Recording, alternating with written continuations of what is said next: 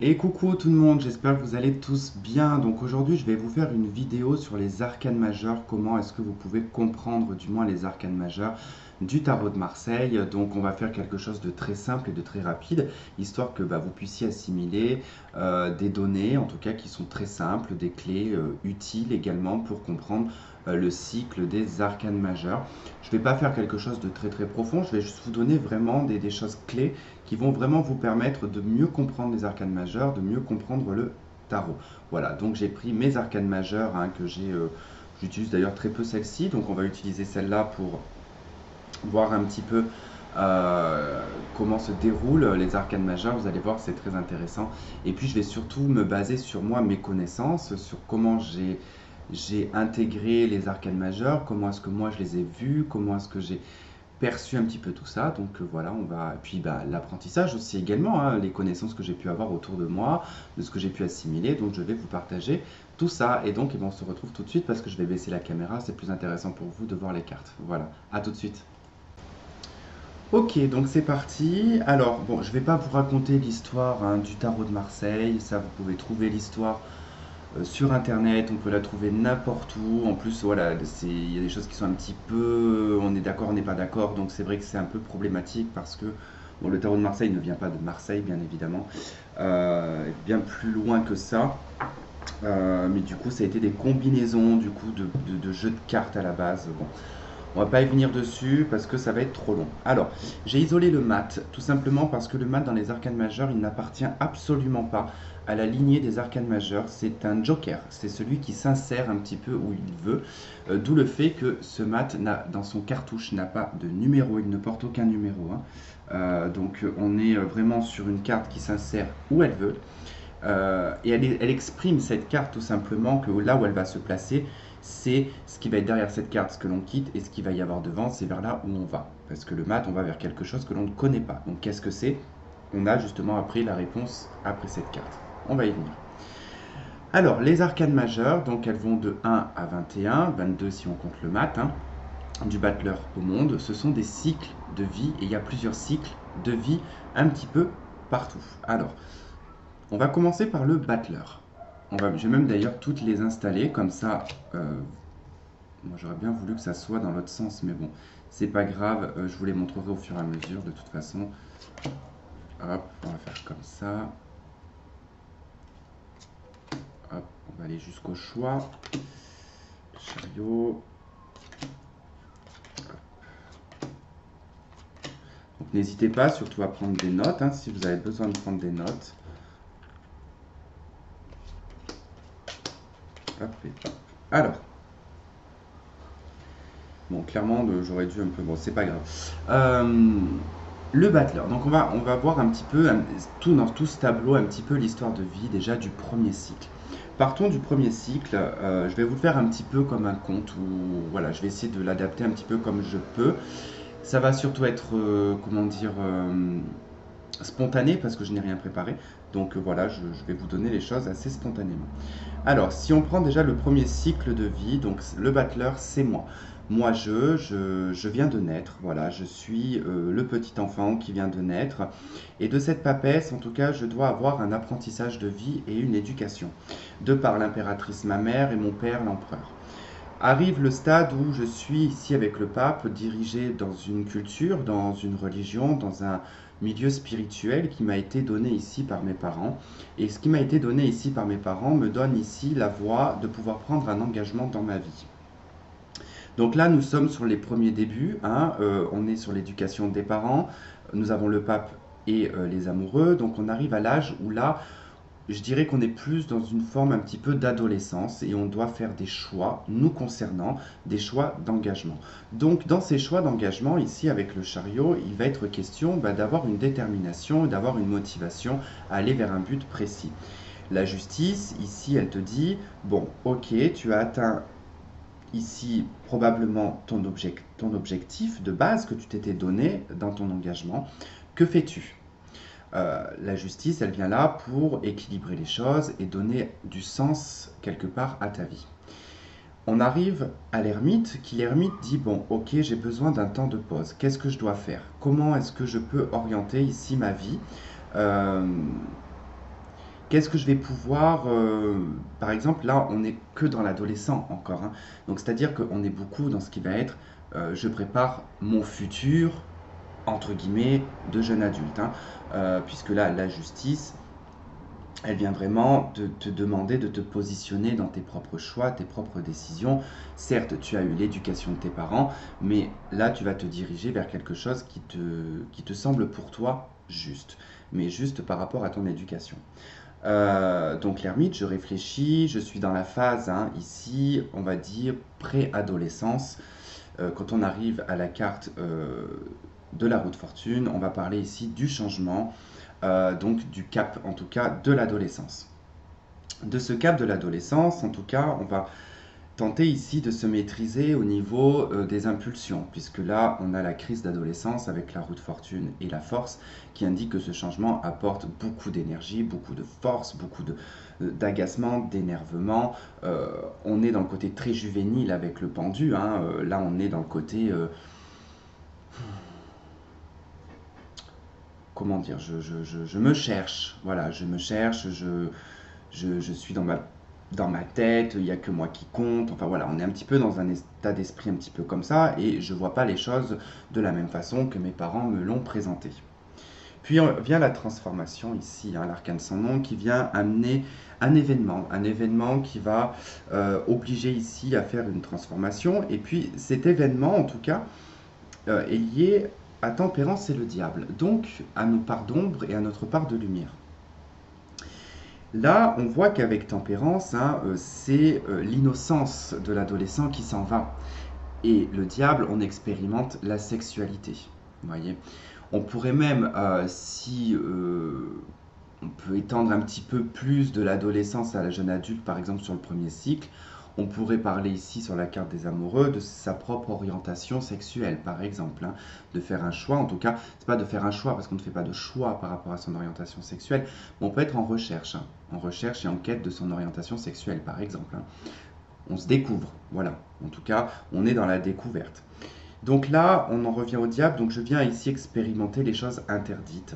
Et puis, j'ai la maison Dieu.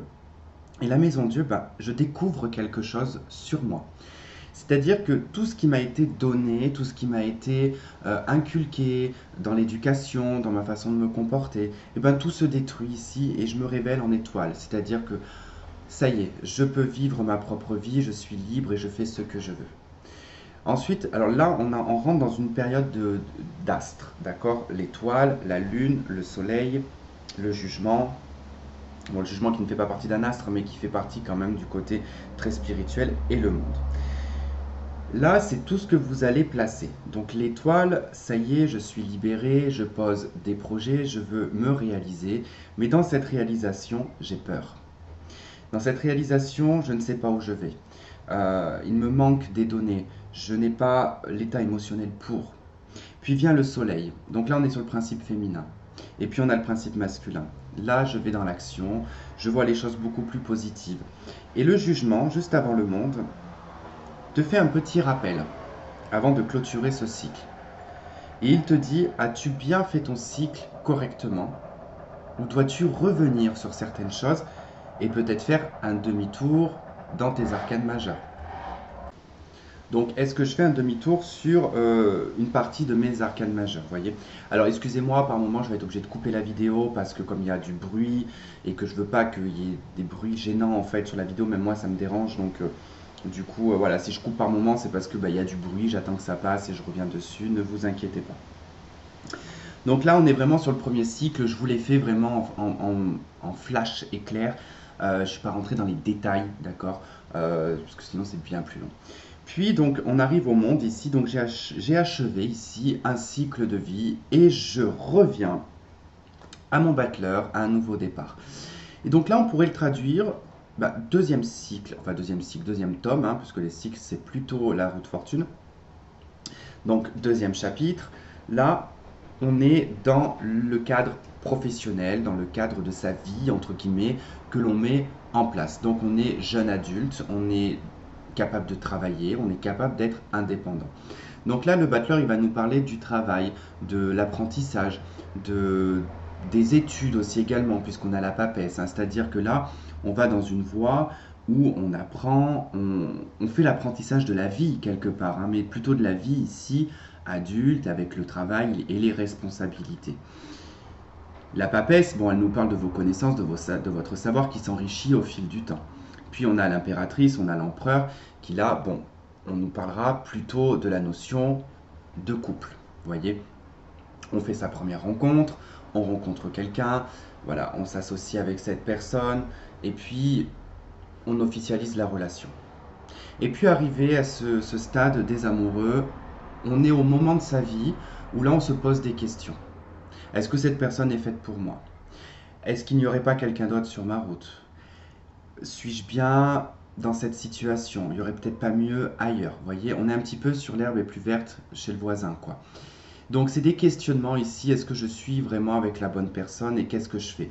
Est-ce que j'avance ici hein, dans une officialisation officielle par le biais d'une signature, d'un emménagement, de choses comme ça? Ou alors est-ce que je vais dans une autre voie, mais j'ai besoin ici d'introspecter cette situation que je viens de vivre? Arrive la roue de fortune ici. La roue de fortune, bah, là, elle nous parle des changements conséquents dans ta vie à ce moment-là. Et la roue de fortune, elle te dit, bon, qu'est-ce que je fais? Est-ce que je retourne au niveau de l'ermite? Est-ce que je refais une introspection? Ou est-ce que j'avance du côté de la force? Donc là, on arrive au stade où il ne faut pas oublier que la roue de fortune a une manivelle. Hein, c'est vous aussi qui la faites tourner. Hein. On a ensuite la force. La force ici, donc, on est à l'âge où on est capable de se contrôler. On est capable de mettre ses états d'âme de côté. On est capable de mettre sa colère de côté, son côté violent, son côté indomptable quelque part. Ben là, on va le dompter avec la force. Donc, c'est-à-dire que c'est quelque part, on peut voir l'enfant ici. Hein. J'en ai pas parlé tout à l'heure, hein, puisque je vous parlais plus de la crise d'adolescence, du côté vraiment l'enfant colérique, en colère, pas heureux, qui là est quand même maîtrisé, d'accord, par cette carte de la force. De par cette maîtrise, on va voir les choses d'un autre angle. On va prendre du recul avant de réagir, avant de parler, avant de prendre une décision.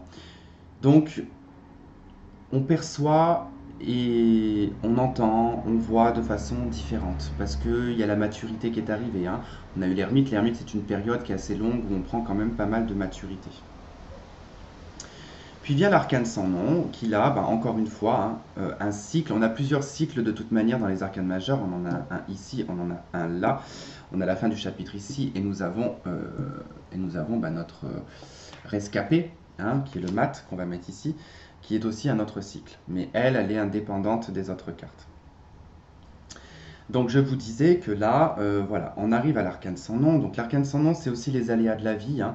C'est-à-dire que c'est des fins de relation, c'est des décès, c'est des changements de vie radicaux, voilà, des déménagements conséquents, importants. Donc on est vraiment dans un changement de vie qui est très très très important. On peut être aussi voilà, à la période où eh ben, on commence à ressentir des douleurs dans le corps, qu'on est en train de vieillir aussi, qu'on ressent les choses. Voilà. Puis on a tempérance et nous avons le diable qui, elle, ne change pas tellement d'interprétation selon les cycles parce qu'elle vous amène toujours à ce côté blanc et noir, à des moments de votre vie où vous devez eh ben, effectivement accepter certaines choses que vous n'aviez peut-être pas acceptées dans le premier cycle, que vous n'aviez peut-être pas vues. D'accord? Il y a des choses qui reviennent à chaque fois parce que on les a pas vues, on n'a pas eu le temps, voilà, c'est normal, c'est la vie, elle est comme ça. Et là, on est toujours dans cette histoire un petit peu d'expérimentation. Hein. Si là, on est dans un début de vie, qu'on a construit, qu'on a son travail, on est vraiment au tout début, hein. On a notre relation, on est avec quelqu'un, ça se passe super bien. Et puis arrive voilà, le stade où là, il y a quelque chose qui commence à... Bon, on sent bien qu'il y a des envies d'ailleurs, on est tempérance, on est chez le Sagittaire, hein, donc on est vraiment dans l'expansion, une envie de grandir. À côté de ce Capricorne qui lui vient restreindre un petit peu les choses. Donc on est vraiment dans l'énergie où j'ai envie d'expérimenter, mais je suis peut-être en couple, alors c'est compliqué, puis bon, bah, on faute. Voilà, le diable vient dire là, bah, il y a un moment donné, on faute, on fait des expériences de vie, hein, toute façon, c'est en faisant aucune connerie qu'on n'avance pas quelque part. Donc là, c'est vraiment le moment hein, où on renverse vraiment la balance. Hein. Tempérance, on a pu être une personne pendant tout le long où on a été très respectable, qu'on s'est plié aux quatre volontés de quelqu'un, on a toujours été dans la soumission. Je vous donne un exemple, hein, c'est pas ça que ça veut dire, mais je vous donne un exemple. Hein. On a toujours été dans la soumission, et puis arrivé là, on a toujours été fidèle, on n'a jamais fauté, puis là, paf, il y a un truc qui arrive qui fait que bah, soit on faute, on expérimente, voilà, on peut tomber en dépression, on peut vivre une codépendance. Voilà, le diable en fait vous amène vraiment à des expérimentations de vie, où là on peut aussi parler même quand on est ado, bon après ça fait jeune quand même, hein, mais bon je veux dire là dans la vie d'adulte, on peut être dans l'expérimentation de l'alcool, de la drogue, du sexe, vous voyez un petit peu tout ça, c'est vraiment le côté très terrien, c'est un petit peu à l'image, si on prend un petit côté, parce qu'il y a quand même un côté religieux, hein, faut pas rêver, hein, dans les arcanes majeures on a beaucoup, attendez, on a la papesse, on a le pape, les amoureux c'est qui? C'est Adam et Ève, j'allais dire Adam et Ève, bon, moi je préfère dire Adam, mais bon, on a Adam et Ève qui se retrouvent ici, on a tout le côté céleste, on a le côté un petit peu divin aussi de la justice divine, on a l'ange, on a le diable. Bon, il y a quand même une connotation très religieuse dedans, hein, mais bon, faut pas oublier que la religion, à la base, c'est de la spiritualité. Après, on a voulu faire des bouquins, on a voulu mettre des choses bien claires, bien précises. Bon, après ça reste l'homme hein, qui est comme ça, il a toujours eu besoin de mettre des règles ou des étiquettes sur quelque chose. Il y en a certains qui ont besoin, hein, effectivement, hein, c'est compliqué. Bon, bref. Donc là, il est question donc de passer ce cap. Et puis, bah, cette maison Dieu, encore une fois de plus, hein, c'est par ce travail du diable que on va s'ouvrir à quelque chose, en fait. On va se révéler. La maison Dieu, elle est très mal illustrée souvent dans les tarots parce qu'on va souvent y faire allusion à cette tour qui s'effondre, qui... C'est pas totalement ça, parce que la tour, en fait, c'est quelque chose qui... C'est comme si qu'on avait mis une plante dans la tour et que cette graine, en fait, elle est en train de tout péter parce que le pot il est trop petit. Vous voyez, c'est un peu ça. On pourrait même faire imager selon une graine. Hein. On peut être sur la graine, la gestation de la graine. Enfin, la gestation, la préparation, la gestation, elle commence à sortir. Elle est en phase de un petit peu de stagnation. Et puis bah, là, en tout cas, la plante décide hein, de vivre ou de mourir, hein, de toute façon, ou alors de se multiplier ou de se réduire. En tout cas, elle prend son état d'être, hein, et puis ainsi de suite. Hein. Et donc l'étoile, voilà, on est dans, encore une fois de plus, là, sur des compréhensions. L'étoile, quand on sort hein, de cette maison Dieu pour aller vers l'étoile, on est nu, on n'a plus rien. On est totalement démuni et on y voit beaucoup plus clair. On n'attend plus rien de personne avec l'étoile. On est sur une énergie très spirituelle avec l'étoile, c'est-à-dire que c'est le bien vivre, le bien-être aussi de la personne qui est très important. On revient à soi parce qu'on a vécu des adversités, vous voyez. La lune, toujours pareil, toujours les mêmes indications, c'est que on peut prendre conscience, hein, ici avec la lune, pendant cette période, des illusions, des croyances, des choses que l'on n'a pas forcément voulu voir. On est face à ses propres peurs. On est nu, on est à poil ici devant la lune. Hein. C'est-à-dire que là, on est face à ses propres peurs et on est de nouveau à poil avec le soleil. Hein. C'est ça, en fait, ce qu'il faut prendre en compte, c'est que dans les arcanes majeures, je suis désolé, des fois je passe du coq à l'âne. C'est pour ça que je vous ai dit de noter, parce que moi, voilà, je pars vite d'un truc à un autre. Il faut bien remarquer que dans les arcanes majeures, les personnages sont tous habillés jusqu'à l'arrivée du diable. À partir de là, on est à poil. Bon, sauf dans la lune, on n'a pas de personnage. Mais là, l'étoile, elle est à poil. Le soleil, on est à poil. Le jugement, on est à poil. Le monde, on est à poil. Donc, il y a un côté très libérateur. Hein. On arrive sur une période très libérateur, quand même. Libératrice, pardon. C'est aussi, hein, ça peut se réduire également, hein, ces arcanes majeures, hein, en termes de temps. Hein, parce qu'on peut parler avec tout ça, ça c'est tout aussi l'histoire de la conception d'un enfant. Hein, parce que là, quand on arrive ici, c'est par le biais de la sexualité, hein, que là on tombe enceinte, qu'on réalise, qu'on enfante, hein, avec le soleil qui sort de l'utérus et qui arrive au monde. Vous voyez, c'est très subtil les arcanes majeures. C'est vraiment en fait, pour les apprendre le plus facilement, voilà, c'est de les étaler comme ça et de voir toutes les histoires que ça amène en fait, hein. De toute manière, c'est comme ça qu'ils ont créé les arcanes majeures, hein. C'est en partant de ça pour en faire une histoire de plusieurs cycles. D'accord? Et puis si on en vient, parce que je ne vais pas faire tous les cycles de vie, vous imaginez bien qu'il y a le cycle de l'enfance, le cycle de l'adolescence, le cycle de l'adulte, le cycle de la trentaine, le cycle de la quarantaine, et ainsi de suite, et ainsi de suite, hein. On peut vraiment tout adapter, mais ça c'est par votre intuition, votre intelligence, votre savoir que vous allez mettre des choses en place. Enfin, que vous allez comprendre les arcanes majeures. Euh, et puis, si on va dans un aspect très large, hein, de toute manière, hein, on parle du commencement de la vie pour arriver jusqu'à la fin.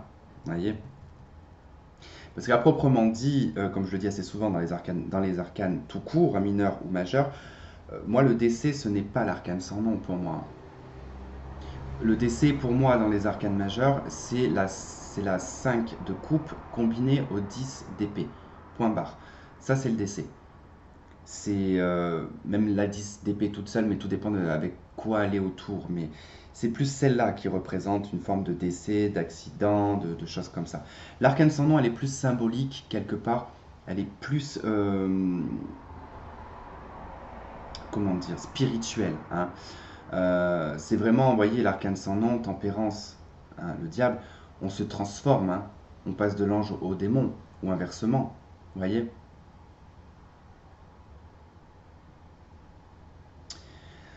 Ok, bon, là je vous ai expliqué un petit peu les cycles, et maintenant nous allons travailler carte par carte, vraiment de façon très globale, en vous donnant les clés qu'il faut, en tout cas nécessaires, et puis voilà, du moins on fera comme ça. Je vais juste couper la vidéo. On y va avec notre carte numéro 1, la carte du battleur. Alors, le battleur. Bon, déjà pour commencer, le battleur donc, est associé à la planète Mercure, d'accord? Donc carte qui peut être aussi associée au signe du Gémeaux, mais pas vraiment puisque elle représente une planète et non un signe astrologique. Sachant que le maître du Gémeaux et de la Vierge, c'est Mercure. Donc c'est vrai que dans cette carte, on peut y voir le Gémeaux et on peut y voir la Vierge. Mais placez-vous plutôt sur l'interprétation de la planète que sur l'interprétation du signe astrologique en lui-même. Parce que ce n'est pas du tout les mêmes choses, d'accord? Si je prends un exemple et que je prends par exemple le poisson n'a pas du tout la même interprétation que sa planète ou que sa maison, d'accord? Ça donne plusieurs informations différentes. Bref, le battleur, c'est l'apprenti, d'accord? C'est celui qui doit prendre un chemin, une voie, pour décider d'apprendre quelque chose.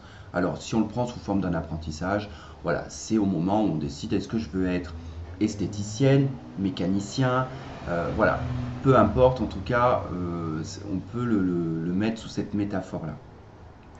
Ce qui est important de savoir avec le battleur, c'est que le battleur, il a le regard qui est tourné, pardon, du côté du passé.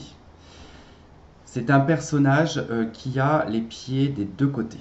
Donc il est prêt à aller dans l'avenir, d'accord, mais voilà, il regarde derrière lui.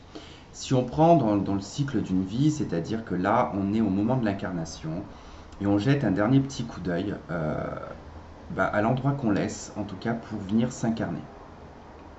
Son chapeau au battleur, donc tout dépend, hein, souvent c'est soit il a le symbole au-dessus de sa tête ou peu importe, bon là il a en l'occurrence un chapeau qui est le signe de l'infini, d'accord? Donc il vient, ce personnage, de l'infini. Donc il a 4 outils devant sa table.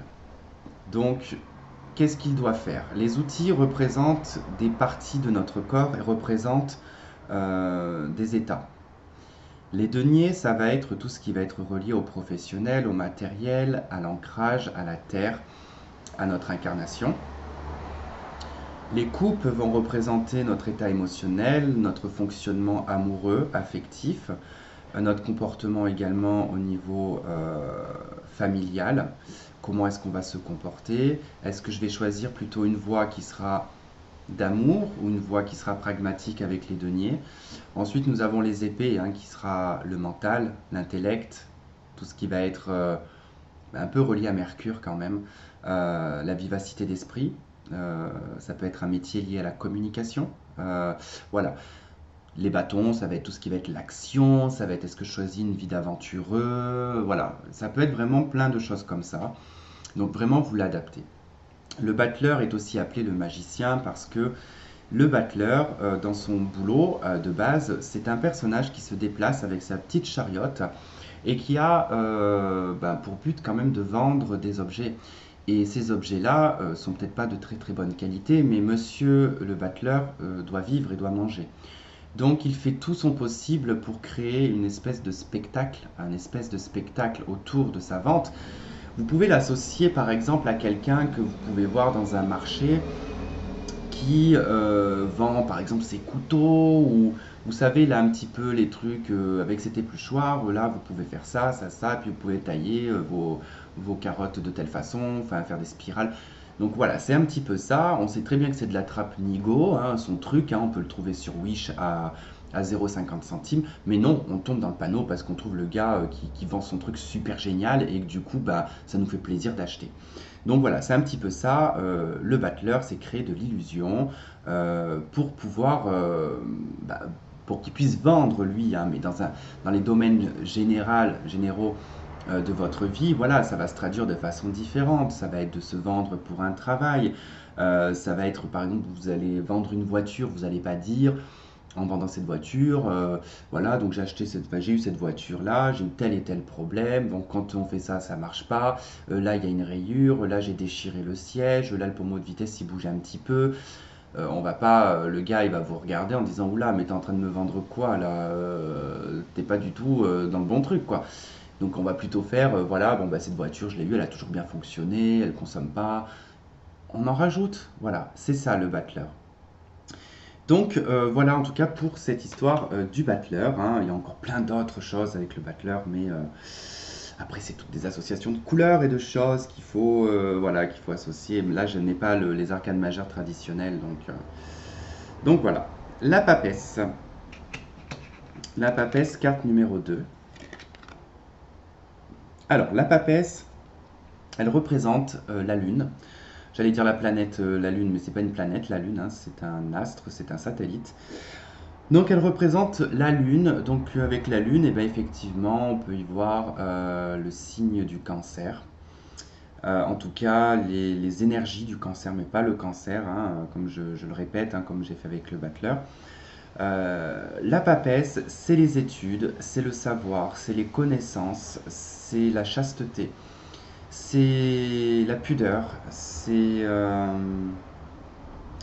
plein de choses la papesse, hein. On peut la traduire sur pas mal de choses. C'est aussi l'intuition, d'accord? C'est la papesse, l'histoire de cette papesse, hein. Pourquoi est-ce qu'elle est connectée cette papesse? Simplement parce que elle a fait vœu de chasteté. Elle a fait vœu qu'elle se donnait corps et âme à Dieu, d'accord? Elle reste dans sa tour, dans sa grotte, avec ses bouquins, ses livres, elle étudie, elle détient certains savoirs. Alors, elle n'a pas forcément la connaissance de l'avenir, hein, mais c'est par le savoir ancestral qu'elle peut anticiper sur les événements à venir. C'est ça la papesse. C'est par son intelligence. Son intelligence lui permet vraiment d'avoir une ouverture intuitive beaucoup plus grande, beaucoup plus puissante, puisqu'elle est connectée à la Lune également. On est sur cette notion un peu aussi maternelle et de gestation avec la papesse, mais on n'est pas dans la même gestation que l'impératrice. D'accord, l'impératrice, on en est quand même au stade où elle est proche d'accoucher. Là, on n'est pas du tout dans le début, on est vraiment dans le début de la conception. D'accord. La papesse, on ne sait pas si réellement elle a fait entièrement vœu de chasteté ou pas. On ne sait pas ce qu'elle cache sous sa robe. Vous voyez? Ça peut être, elle n'est pas complètement sainte, vous voyez, parce qu'elle peut cacher un enfant sous cette grande robe. En tout cas, c'est une chose qu'il faut prendre en compte. Il n'y a pas grand-chose vraiment à développer davantage avec cette papesse, hein. Elle est très calme, elle est très posée, elle est à l'écoute. Elle est dans ses croyances. Ce qui est en plus intéressant dans les arcanes majeures, c'est que ce que vous pouvez remarquer, c'est qu'on a quand même deux figures très religieuses encadrées par l'impératrice et l'empereur. Nous avons le pape et la papesse. On a la servante, hein, de l'impératrice qui est là, et entre guillemets, nous avons le conseiller à côté de l'empereur. Je vous laisse réfléchir. Alors, ensuite, nous avons cette impératrice. L'impératrice, donc c'est la mère, hein, du tarot de Marseille, c'est la maman, c'est l'impératrice, tout simplement. L'impératrice est reliée à la planète Vénus. Donc, planète du taureau et planète de la balance. Donc, c'est quelque chose de très vénusien. On va toucher énormément ici le secteur matériel financier et le secteur sentimental. L'impératrice, elle représente l'abondance. Alors, l'abondance et l'opulence. Mais ça ne veut pas dire qu'elle fait de vous cette personne-là. D'accord? C'est toutes les richesses humaines, quelque part, et les richesses de par ses valeurs. C'est savoir aussi être dans sa polarité de se sentir bien, l'impératrice. L'impératrice, donc comme je disais, c'est vraiment le côté très maternel. Il y a le côté où je me soucie énormément de l'avenir, hein, puisque cette papesse regarde cette impératrice regarde du côté de l'avenir, hein, et elle regarde son empereur.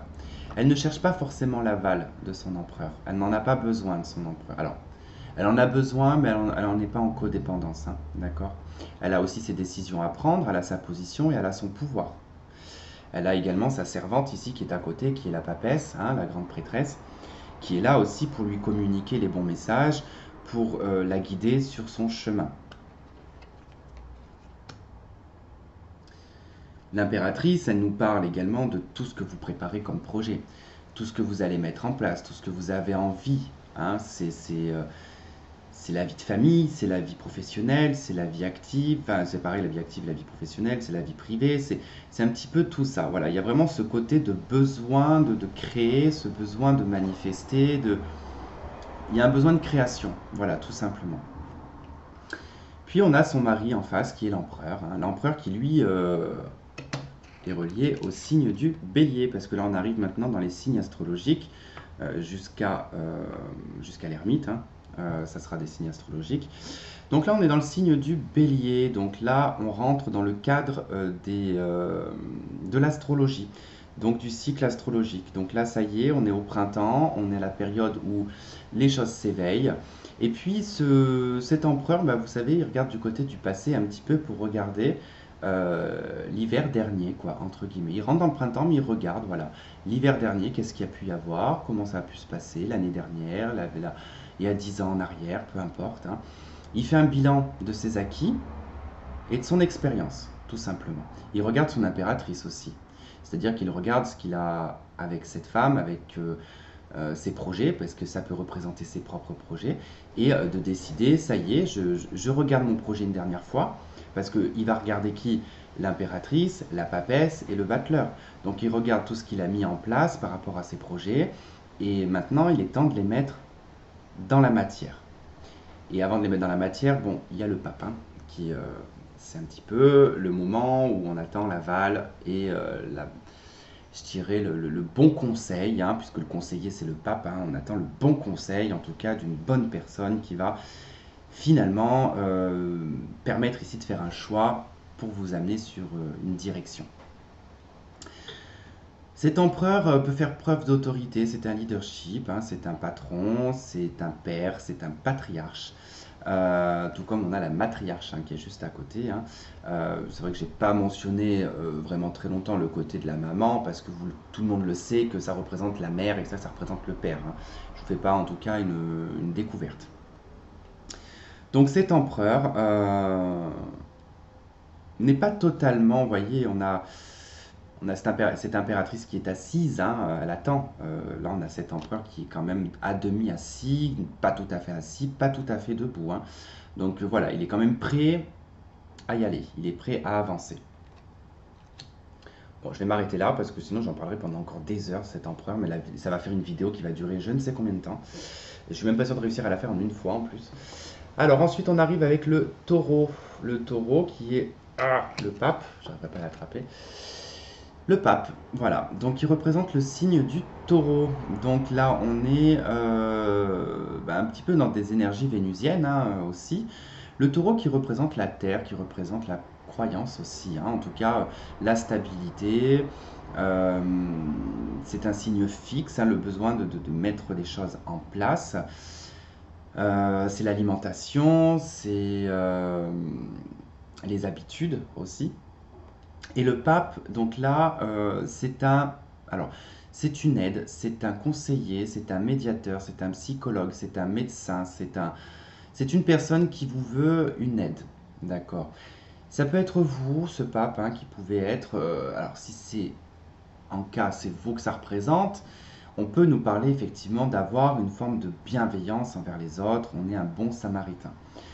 On peut être également quelqu'un de religieux, d'accord, se soumettre à une religion. Alors soumettre, j'aime pas ce mot soumettre. Euh, non, s'allier, ouais, je dirais s'allier, communier, ouais, ouais, avoir comme une alliance avec la religion ou la spiritualité. En tout cas, voilà, on peut être dans une énergie très spirituelle, très religieuse avec le pape. Le pape nous parle aussi des officialisations et de l'autorité morale. D'accord? C'est-à-dire que là, on a l'autorité purement ancrée avec l'empereur qui s'impose et qui dit les choses. Et l'autorité morale, ici, c'est le pape. C'est son conseiller qui va lui dire n'agis pas comme ça, tu risques de te mettre ton peuple à dos. Vaut mieux que tu agisses comme ça ou comme ça. C'est aussi votre conscience, le pape. D'accord? C'est la petite voix qui vous dit non, sois un petit peu plus bienveillant. Observe, prends de la hauteur.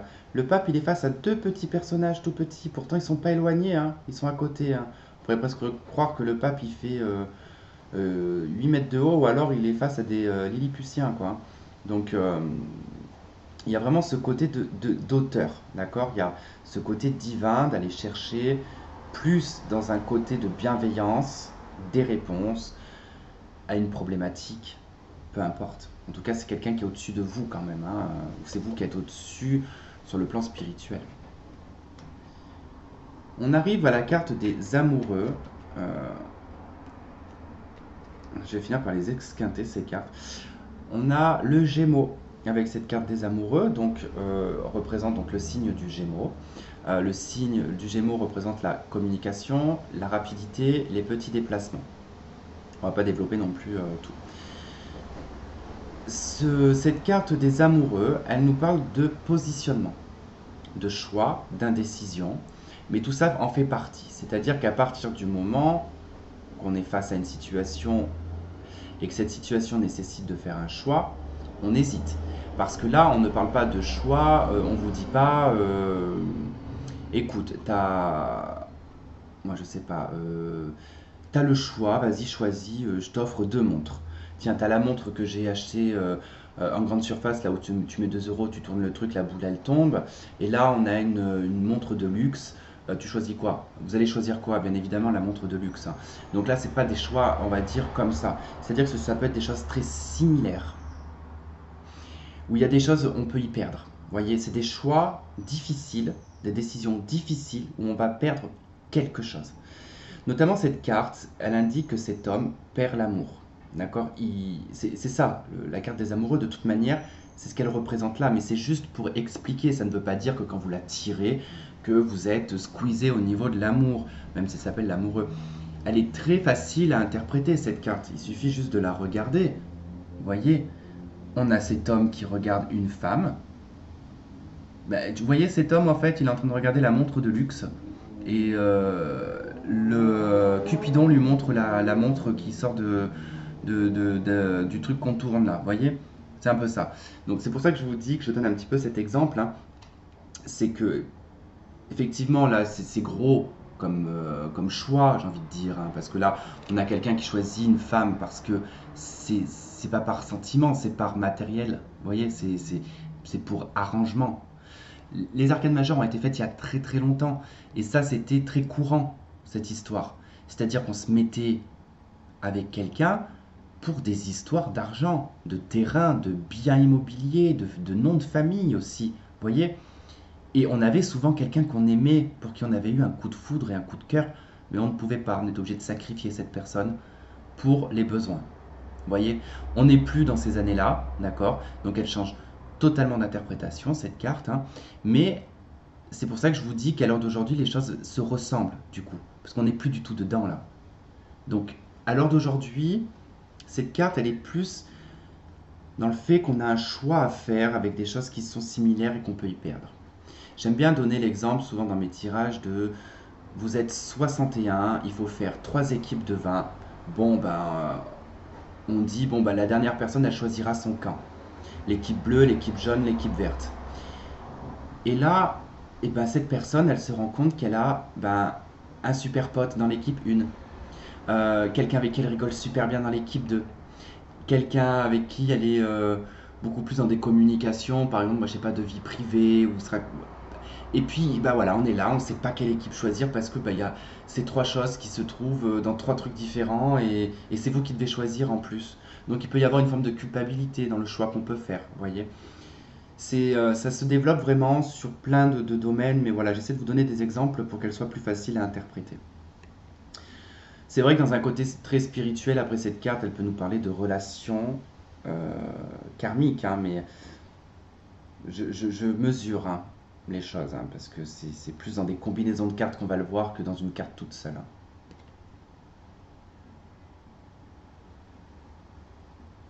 Elle nous parle de triangulaire aussi, hein, ça vous le savez, parce que dans l'idée, elle peut aussi nous indiquer que on est avec une femme, d'accord? On l'a peut-être aimé, d'accord? Avec un homme ou une femme, on l'a peut-être aimé à une période, hein, mais on a eu un coup de foudre pour quelqu'un d'autre. Et du coup, voilà, on est avec les deux, tout simplement.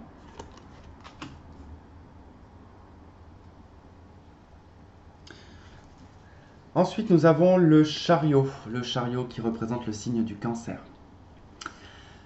Alors, le chariot, c'est une carte qui est très particulière, hein, qui a plusieurs sens et qui peuvent se contredire. Déjà, il n'y a pas vraiment de cohérence entre le signe du cancer et la carte du chariot.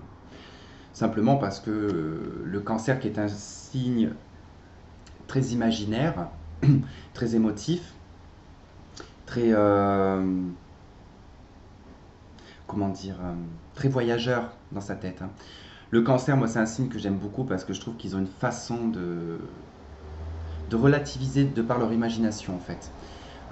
C'est des signes, ils peuvent passer des heures. Moi, je connais des cancers, pardon, des cancers qui peuvent passer des heures dans leur tête et ils s'en rendent même pas compte. Mais en plus, ils s'éclatent. C'est ça qui est bien. Du coup, ils ont un humour qui, du coup, est surdéveloppé de par leur imagination. Donc, c'est ça qui est sympa avec les cancers. Et là où ça n'a pas vraiment de cohérence, c'est qu'avec le chariot, c'est le militaire, quoi. Il y a un côté très dur, il y a un côté très directif, il y a vraiment le fait d'avancer, c'est la personne qui rentre triomphant, enfin qui a triomphé en tout cas de quelque chose, d'un combat, en tout cas il revient triomphant. Euh, c'est tout ce qui est lié à la route aussi également, le chariot et tout ce qui est lié aux autorités de la route, hein. Donc gendarmes, militaires, policiers, voilà, ça peut être en lien avec ça. Et le chariot, c'est aussi une carte de bluff. Parce que le chariot, concrètement, dans le tarot de Marseille traditionnel, les chevaux n'ont pas de patte arrière. le chevaux étant castré dans le char, entre guillemets. Et comment dire, c'est plus un côté d'image, c'est-à-dire que c'est une position et une image que l'on donne. C'est un statut, quelque part. On se donne un statut parce qu'on va aller vers la justice et on se doit d'être, comment dire, j'ai pas le mot, d'avoir ce côté carré, vous voyez, ce côté un petit peu mascarade, mais carré. Je montre une façade de moi qui est un peu autoritaire, mais ferme. Voilà, j'arrivais pas à trouver le mot. Je montre une personnalité de moi qui est très ferme, qui est très déterminée, très motivée. Presque, je suis indestructible hein, avec la carte du chariot. Hein. Euh, c'est des cartes qui généralement, de toute façon, c'est une carte qui généralement annonce un succès et une réussite euh, de par, je dirais, la persévérance, la motivation et la détermination. Ensuite, nous rentrons dans la balance, qui est la carte de la justice. Hein. Donc cette carte représente, comme je vous l'ai dit, la balance. Donc en tout cas, elle est très bien représentée. Il n'y a pas besoin de faire d'explications sur cette carte. Hein. De toute façon, c'est très relié au signe de la balance, hein, bon, qui est l'équilibre, le côté très justice, mais également c'est le côté aussi alignement, c'est-à-dire que on est sur des personnages ici qui ont un besoin d'être équilibrés dans leur vie, mais même physiquement. Vous voyez, au niveau des habits aussi, il faut que tout soit en concordance en fait et que tout soit aligné en fait. Hein. Tout est le reflet de qui vous êtes extérieurement. C'est ça que j'ai un peu avec le ressenti de la balance. Mais sinon, la justice, voilà, c'est la carte où on tranche, c'est la carte où on prend une décision. On ne fait pas de sentiment avec la carte de la justice, hein, vraiment pas. On est impartial, on est diplomate dans sa façon de parler aussi. Euh, et c'est vrai que ces décisions sont fermes. Elles sont fermes, elles sont définitives. Elles peuvent être parfois ah oui, sur un coup de tête, mais oui, sur un coup de tête. Mais le problème, c'est qu'avec la carte de la justice, on a une crédibilité à tenir. D'où l'ermite hein, qui vient juste après. Est-ce que j'ai bien fait? Est-ce que j'ai mal fait? Vous voyez? Est-ce que je reviens sur ma décision? Est-ce que je reviens pas sur ma décision avec la roue de fortune? Donc il y a quelque chose comme ça. Si on prend par exemple le côté très juridique, hein, c'est-à-dire que là, on passe par quelque chose de juridique, on attend patiemment un résultat avec la roue de fortune. Donc soit on retourne sur, on fait appel, d'accord, on refait demi-tour, soit ben, on avance, on se bat. Il peut y avoir vraiment cette notion-là. Qu'est-ce que je pourrais vous dire aussi d'autre sur la justice? Bon après c'est tout ce qui est aussi l'équilibre émotionnel, au niveau de la santé aussi. Euh, c'est on se sent bien de toute façon avec la justice parce qu'on ne fait pas de sentiments. Vous voyez? On est très lucide, très pragmatique, très. On n'est pas dans le contrôle par contre, mais on est ferme. Ok, on en vient maintenant à la Vierge avec l'ermite. Donc la Vierge, hein, tout le monde connaît en tout cas les attraits un peu de ce signe. Hein. On sait que c'est un signe qui a besoin de préparation. C'est un signe qu'il ne faut pas trop bousculer. C'est un signe qui est déterminé hein, également. De toute façon, quand il a un but ou un projet. Bon, il faut que tout soit impeccable. Sinon, la Vierge ne lance rien. La Vierge est aussi également le côté maternel, hein, le côté où on a besoin de materner les autres, de prendre soin des autres. Donc l'ermite, c'est le moment pour soi, vous voyez. On vient un petit peu contredire l'aspect un peu de la Vierge en lui disant, bon, t'aimes bien materner un peu les autres, mais là, c'est à ton tour maintenant de prendre soin de toi et de savoir ce que tu veux concrètement dans ta vie, quelle est la quête que tu t'es mise. Alors l'ermite, hein, on sait très bien qu'il regarde du côté du passé, donc en fait il regarde avec sa lampe torche, hein, enfin sa lampe torche ou oh comment ça s'appelle? Sa lampe à pétrole, ouais on va dire une lampe à pétrole, il cherche, il avance dans son chemin, mais il n'y voit pas très très clair, puisque ça n'éclaire pas forcément énormément. C'est l'idée ici de chercher les réponses en soi, et puis de chercher aussi comment on a évolué en regardant dans le passé, qu'est-ce que j'ai acquis, qu'est-ce qui me permet de dire que je peux emmener ce changement. J'ai besoin de ce changement avec la roue de fortune, mais je ne suis pas prêt avec l'ermite. Je suis pas prêt. Je suis pas prêt dans le sens où est-ce que j'ai tout fait? Est-ce que il va pas des choses qui vont me revenir au visage? Est-ce que ça demande, en fait, ça nécessite une très très grande réflexion quand on arrive à l'ermite, hein. C'est vraiment un besoin de se retrouver, d'être seul, de, de, euh, de s'instruire aussi, parce que l'ermite, il y a quand même aussi le côté instruction, hein, qui ressort. Il y a quelque chose qui est éteint en soi avec l'ermite. Par exemple, à l'heure actuelle, en ce moment là, je sais pas, parce que cette vidéo, elle peut être regardée à tout moment parce qu'elle n'est pas, c'est pas un tirage. Nous sommes le jeudi 5 août. Par exemple, en cette période du 5 août, je sens très très bien l'énergie de l'ermite. Presque, je dirais qu'on serait pas loin de l'arcane sans nom aussi également, mais on a ce sentiment un petit peu que c'est vide, hein, qu'on a besoin de changement là, qu'il faut que la roue elle tourne, qu'elle s'active. Mais comment tourner cette manivelle aussi? Parce qu'il y a une manivelle sur la roue de fortune, hein, et c'est ça que vous cherchez. C'est dans quel sens je la tourne cette manivelle?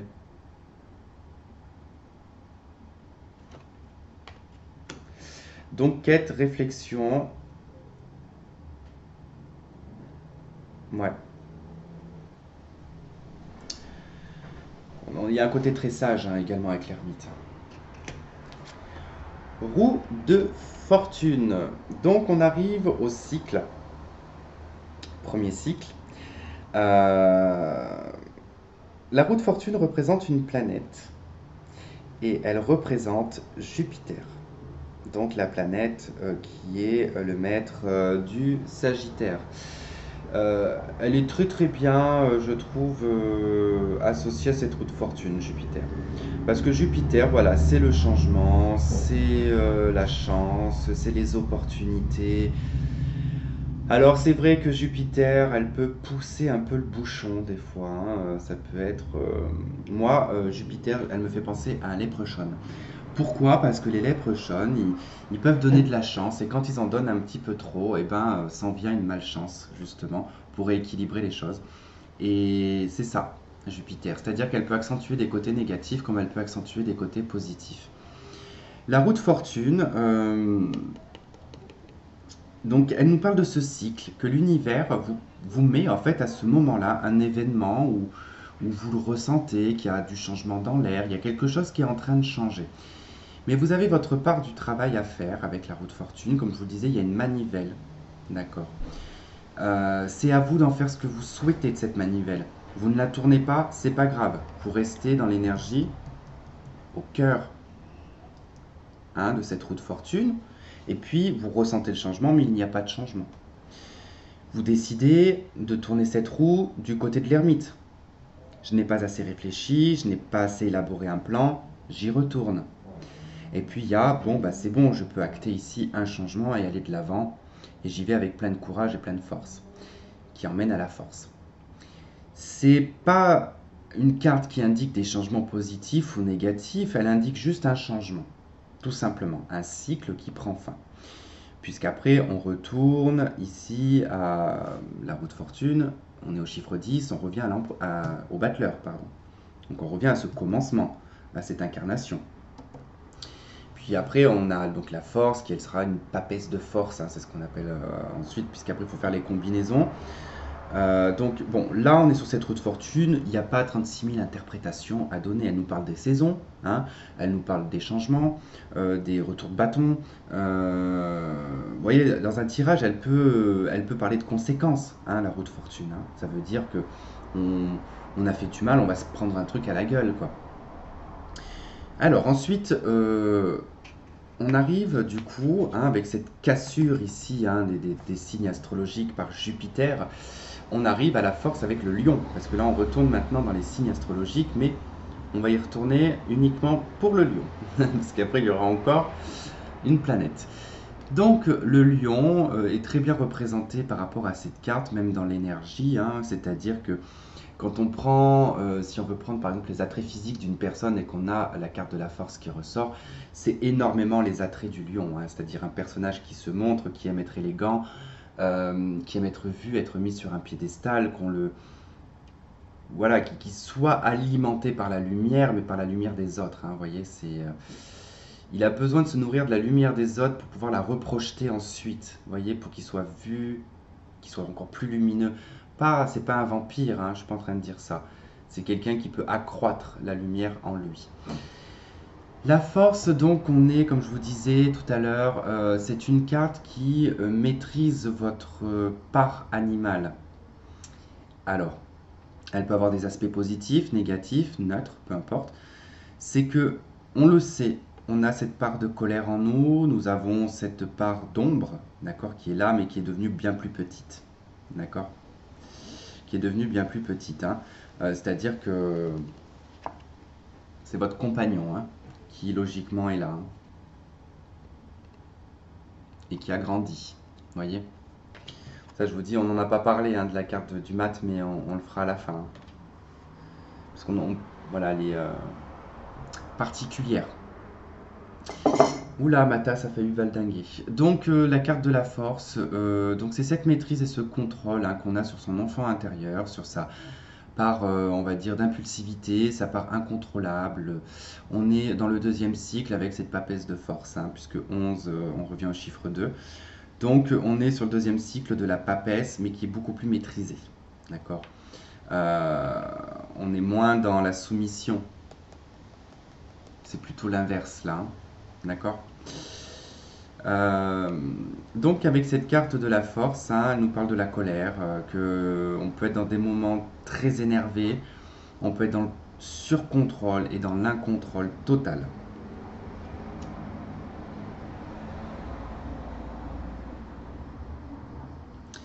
Elle nous indique aussi de faire preuve de courage et de maîtrise, hein, je le redis, mais c'est vrai que la maîtrise, elle est importante quand elle est là, cette carte. Le pendu, du coup on en vient à Neptune comme planète, ici la planète du poisson. Donc c'est pas étonnant, hein, le personnage est pendu, la tête en bas, le poisson, tout ce qui est lié à l'imaginaire, au monde subtil, hein. Voilà, avec cette énergie un petit peu neptunienne, hein, on peut être dans un aspect très rêveur, très idyllique également, à faire très attention.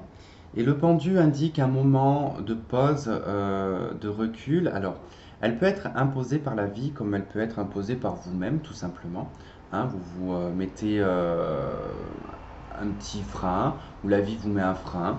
Il est question ici voilà, de prendre du recul, d'élaborer un plan par rapport à une situation qui ne fonctionne pas, ou un chemin qui n'a pas fonctionné, ou que vous ne voyez pas d'issue dans tel chemin. Donc vous allez prendre le temps à la réflexion pour essayer de trouver un autre chemin, une autre voie, une autre façon de voir. Ça peut se traduire dans plein de trucs, hein. Dans le cadre d'une dispute, eh ben, on peut décider de prendre du recul, de se mettre à la place de l'autre, d'essayer d'analyser les torts et les raisons, enfin voilà, tout ce qui a pu amener à tout ça. C'est une carte qui est très mentale, très dans la réflexion, hein. Ce n'est pas forcément une lenteur qui est... Non, c'est pas forcément une lenteur, c'est pas ça que je voulais dire. Parce qu'il n'y a pas de lenteur avec cette carte, hein. C'est de la pause, point barre, c'est un break, pause, le temps s'arrête, quoi. C'est temporaire, c'est pas quelque chose de très, très très long. Ce qui est le plus long, c'est l'arcane sans nom. Et maintenant, on en revient au signe astrologique avec le scorpion, avec l'arcane sans nom. Et du coup, quand on passe du pendu à l'arcane sans nom, c'est que là, on a pris une décision. On a pris le temps du recul nécessaire qu'on avait besoin pour ici mettre un terme à un passé. Mettre un terme à un comportement, mettre un terme à une situation ou une problématique telle qu'elle soit. Donc on est dans l'énergie du scorpion, mort et renaissance. Il y a un côté fertile dans le scorpion. Il ne faut pas oublier que le scorpion, c'est le mucus, entre guillemets. C'est la période de l'automne, là où on fertilise le sol. Donc il y a quand même ce côté de fertilité qui arrive, d'accord? De par en tout cas cette décision de transformation ici, on va sur un terrain effectivement qui est neutre mais qui est fertile. On n'est pas sur un terrain stérile, d'accord? Fertile. Bon, elle nous parle aussi également, elle donne des indications ici sur les douleurs, cette carte, hein, puisque normalement, bon pas sur celui-là mais logiquement nous avons tout le rachis qui est d'une couleur, ainsi que l'os iliaque, ainsi que le sacrum et le fémur. Donc attention à toutes ces parties du corps également, hein, qui peuvent être des parties fragiles. Hein, et l'arcane sans nom peut également nous parler d'intervention chirurgicale avec la faux. Parce que la faux est aussi marquée dans le traditionnel, en tout cas d'une autre couleur. En fait, il y a des codes hein, couleurs aussi hein, par rapport au tarot, mais là, comme je vous dis, je n'ai pas le traditionnel, donc je ne peux pas vous le faire.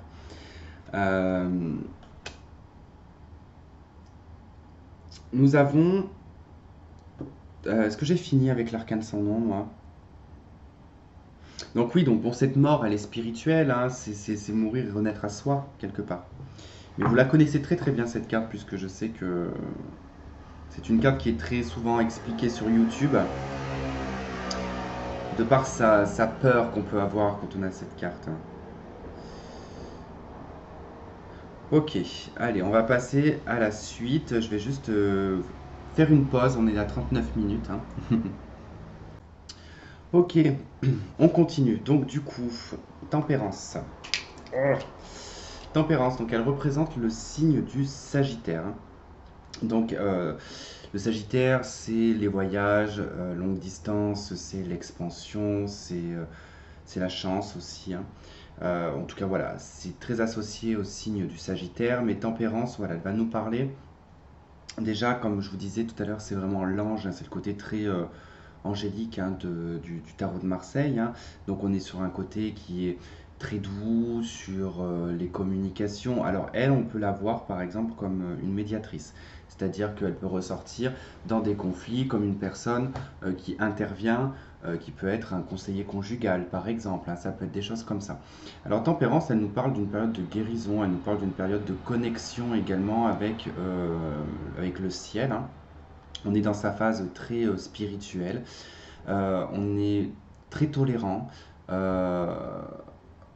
on est conciliant, elle nous parle de compromis, elle nous parle d'accord. Enfin, en tout cas, on essaie de trouver toutes les solutions possibles et inimaginables avec tempérance. Hein. La vie est belle, bon, dans son aspect positif, hein, dans son aspect négatif. Elle nous parle de paresse, elle nous parle de... C'est vrai que je ne vous ai pas fait les aspects négatifs des cartes. Hein. Peut-être que je ferai ça sur une autre vidéo, mais c'est que sinon ça va durer hyper longtemps. Et moi, les aspects négatifs, je ne les vois que uniquement en combinaison. Vous voyez, je ne lis pas renversé ou droit parce que déjà à la base, ça ne se lisait pas à l'envers. Les cartes, hein, elles se sont toujours lues à l'endroit. C'est après ce délire-là qui est venu de lire à l'endroit, à l'envers. Mais je pense que ça dépend de l'intuition de la personne en fait. Moi, je le vois par exemple dans les combinaisons que je vais avoir, je vais interpréter une carte négative parce que ça va être la combinaison qui va la rendre négative. Pour d'autres, le fait de l'avoir renversée, du coup, va finalement confirmer qu'elle est négative. Vous voyez. Après, il n'y a pas de jugement là-dessus. Donc, cette tempérance, donc c'est dans les communications qui peut être aussi par télé, moyen, comment on dit, électronique. Voilà, bref. On nous parlera de communication électronique, de guérison également, hein, donc de bonne santé. En tout cas, si on a eu des difficultés, hein, puisqu'on a quand même l'arcane sans nom, hein, qui nous parle de douleur, qui nous parle de chirurgie, on est en phase de récupération et de guérison. C'est la part, vous voyez, la part d'ange que vous avez. Hein, si on prend ces deux cartes avec le diable, hein, je ne vais pas me baisser parce que vous relevez la caméra, mais c'est comme si vous aviez ça sur vos épaules, quoi.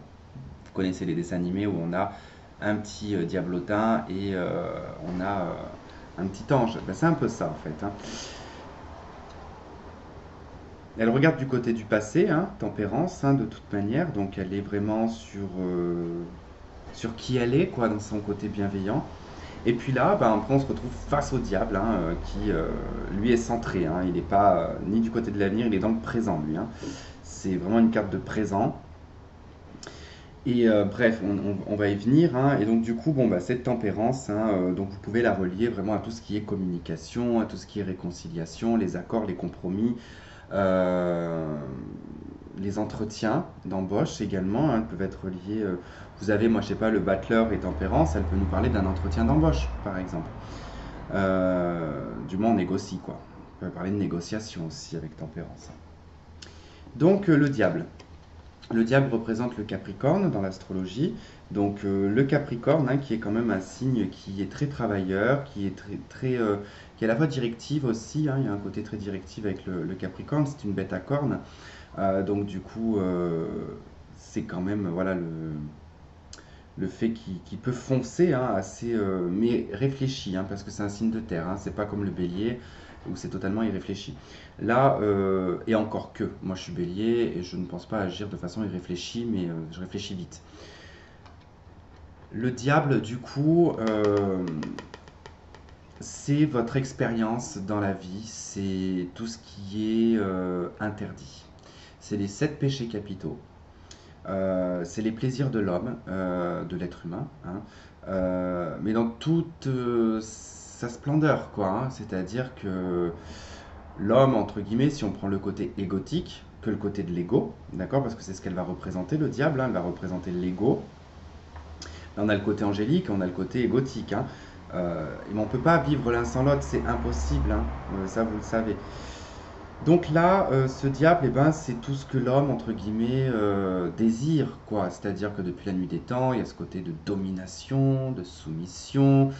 Il désire ça, mais il ne peut pas. C'est tous les interdits.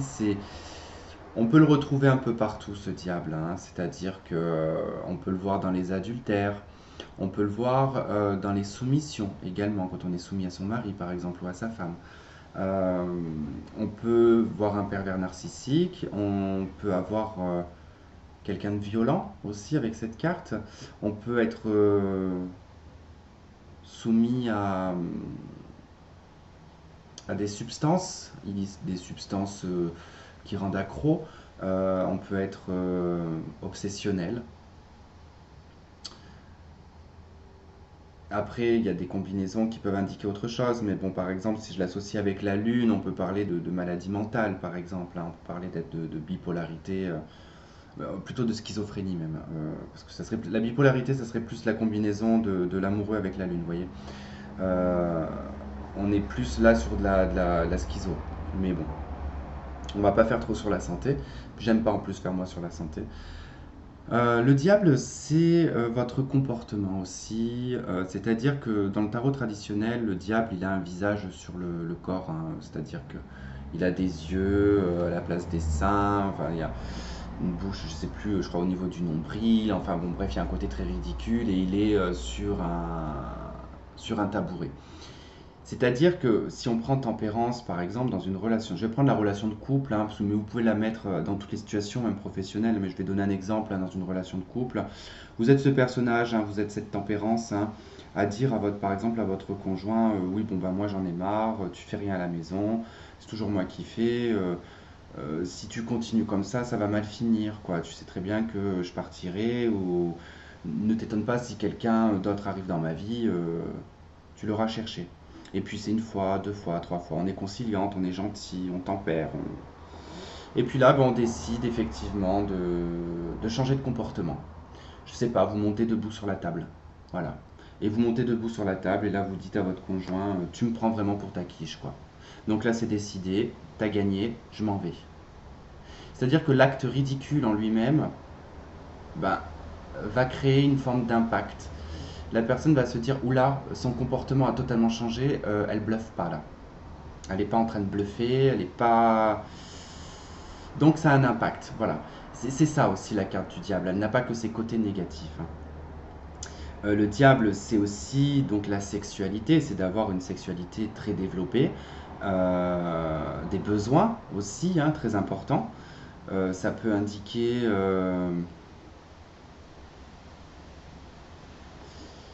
une malice également, hein. On peut avoir un côté vicieux avec le diable. Ouais, elle peut représenter le vice. Si par exemple c'est relié à une personne, le diable, ce n'est pas forcément quelqu'un d'élégant. C'est pas forcément quelqu'un qui va être très très physiquement parfait, vous voyez. Non, c'est quelqu'un qui aura beaucoup de charme, qui aura vous aurez beaucoup d'attirance sexuelle pour cette personne, mais c'est une personne qui peut, par exemple, moi, je sais pas, avoir les jambes plus grands que le buste, vous voyez, il peut y avoir une petite différence. Enfin, c'est pas vraiment des handicaps, ça n'a rien à voir, mais ce n'est pas, voilà, le stéréotype même du dieu grec, quoi, vous voyez. C'est ça, c'est le diable, c'est si on décompose le corps, il n'y a rien qui va, mais une fois que tout est ensemble, ça va, quoi, ça donne un charme fou, quoi. Ensuite, nous avons la tour, la maison Dieu, qui représente la planète Mars. Euh, donc Mars, hein, comme vous le savez, c'est la planète de la guerre, c'est la planète de l'énergie, du dynamisme, de l'accélération, c'est la confrontation. Enfin, en tout cas, on va au front, quoi, avec Mars. La maison Dieu, c'est voilà, les choses doivent à un moment donné s'effondrer. C'est la tour de Babel, hein, c'est-à-dire que là, on est sur, je monte et je monte, j'essaie de monter le plus haut, le plus haut, plus haut, plus haut, plus haut possible, mais au bout d'un moment, bah, c'est château branlant, hein, et ça finit par s'effondrer. Euh, Comme je vous ai dit tout à l'heure, à la base, hein, c'est une plante, hein, qui vient tout péter, qui normalement fait sortir, jaillir une fleur, hein, de la tour, hein, de cette fleur qui va monter à l'étoile, pour révéler en tout cas cette étoile. Donc là, on est vraiment dans le fait d'avoir été dans un conditionnement, par exemple, hein. On peut le voir comme un conditionnement et que ce conditionnement, bah, se détruit, hein, de par en tout cas cette expérimentation aussi du diable, d'accord, qui permet d'enlever tout un concept. Elle peut nous parler dans plein de choses, cette carte, de la maison de Dieu, parce que elle peut nous parler d'accidents, elle peut nous parler de choc émotionnel, de choc physique, elle peut nous parler de se casser un os. Elle peut, je vous donne vraiment tout, hein. Pas tout, tout, tout, mais parce que j'ai pas tout en tête, bien sûr, j'ai rien préparé. Elle peut nous parler de construction de maison. Elle peut surtout nous parler de l'achat. Ça peut être, par exemple, vous achetez une ruine, quoi, qu'il faut reconstruire. Euh, Elle peut nous parler vraiment faire des travaux dans son foyer, même si l'appart ou la maison n'est pas insalubre, quoi. Je veux dire, ça peut être des petits travaux, tout simplement. Ça peut être des prises de conscience, ça peut être un coup de foudre. C'est quelque chose qui va emmener de la nouveauté, de toute manière. Ça emmène de la nouveauté, ça emmène de l'authenticité, ça emmène de la clarté, de la vérité. On est sans phare après, hein. On en est après à cette carte de l'étoile. Euh, cette femme nue, cette femme qui a enfanté, hein, parce qu'elle a le corps, hein, qui a reçu un enfant. Donc elle a eu toute une vie, cette femme. Elle a atteint un certain niveau, elle a atteint les cieux, hein. Vous voyez à quel point elle a cette étoile au-dessus d'elle. Euh, Elle est représentée dans la nuit, donc on est sur un personnage mystique, un petit peu, hein. On a un côté très mystique avec cette carte. Euh, voilà, c'est un peu le côté rituel sorcière, vous voyez, où on a la pleine lune, on a la lune juste à côté, hein. Ce côté un peu rituel des sorcières qui se mettaient nues, pendant les périodes de pleine lune, hein, qui étaient dehors, hein, en tout cas qui communiaient avec les éléments. Donc c'est un peu ça, il y a un côté très céleste. L'étoile, c'est la réalisation. C'est quelque chose qui sort de cette tour, qui se réalise, qui vous réalise, hein. En tout cas, ça peut être un événement, hein, ça peut être dans le domaine spirituel, ça peut être dans le domaine de la matière, ça peut être professionnel, ça peut être sentimental. Ça, c'est tout dépendra du jeu qu'il y aura, mais elle montre ici qu'il y a une réalisation, il y a quelque chose d'authentique, de clair. J'ai oublié de dire le signe, c'est le Verseau, d'accord, hein, on est dans le Verseau, donc on est dans la liberté aussi également, on est dans l'expansion. Alors une expansion tout à fait différente qu'avec Jupiter. C'est vraiment en tout cas le besoin d'agrandir peut-être un réseau, hein. L'étoile, c'est les réseaux aussi de personnes, hein, qui vous suivent, qui vous accompagnent tout au long de votre vie, et qui vont vous suivre jusqu'à la fin, hein. Donc on est vraiment aussi sur quelque chose de sélectif. Euh, Qu'est-ce qu'on a aussi? Parce que aussi, je prends des messages qui me viennent en même temps, donc du coup, c'est un peu compliqué parce que j'avais la notion de stagnation. Je sais pas pourquoi. Parce qu'on me disait que les étoiles étaient assez éloignées dans le ciel, qu'il y a parfois des choses, hein, qui se réalisent ailleurs, vous voyez, dans d'autres secteurs et d'autres domaines.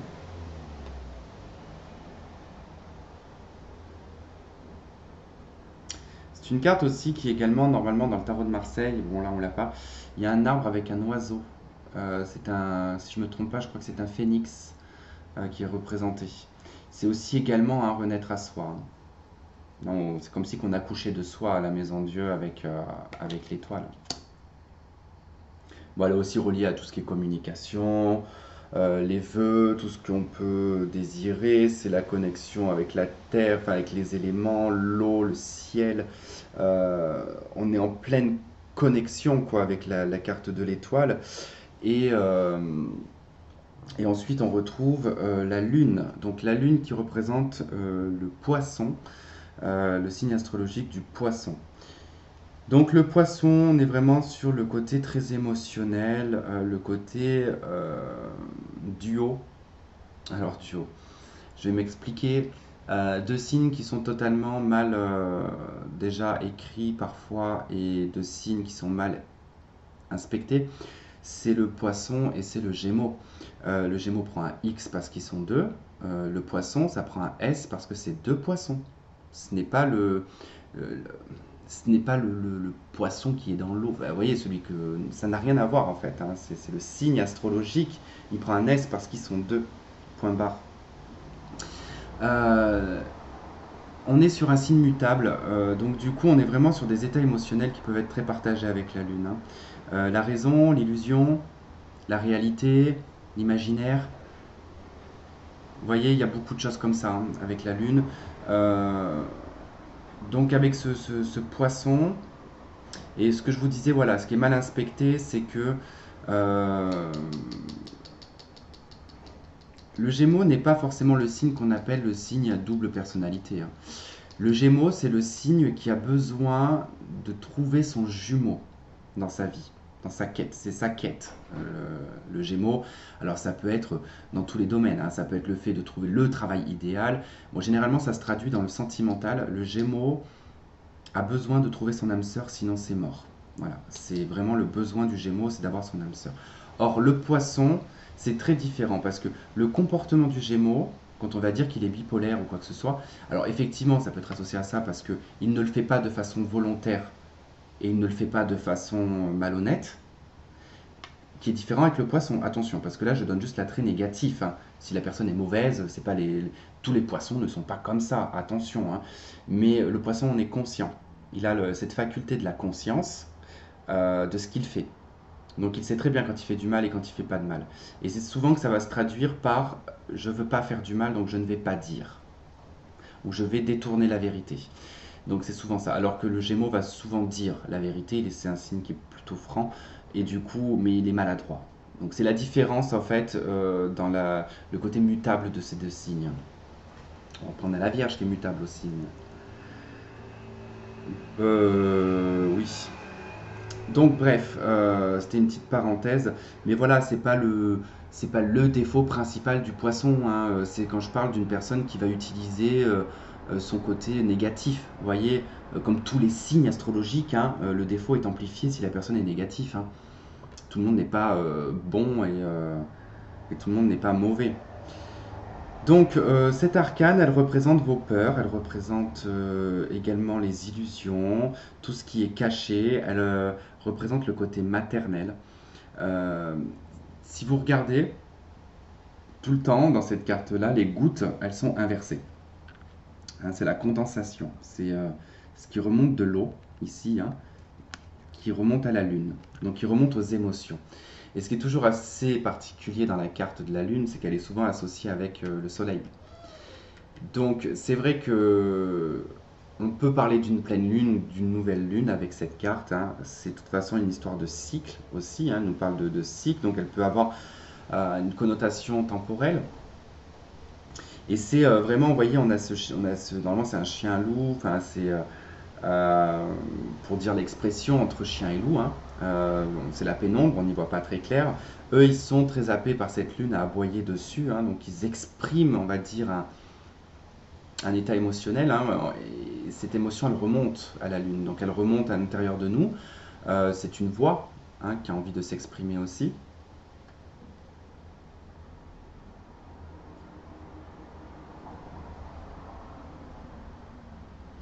Après, je me suis jamais vraiment arrêté sur ce crabe, d'accord? C'est pour ça que les gens associent cette carte souvent au signe du cancer, euh, parce qu'on a un crabe. Mais simplement, je pense que ce crabe, il est placé parce que elle indique aussi cette carte que c'est un astre, que c'est la lune, tout simplement.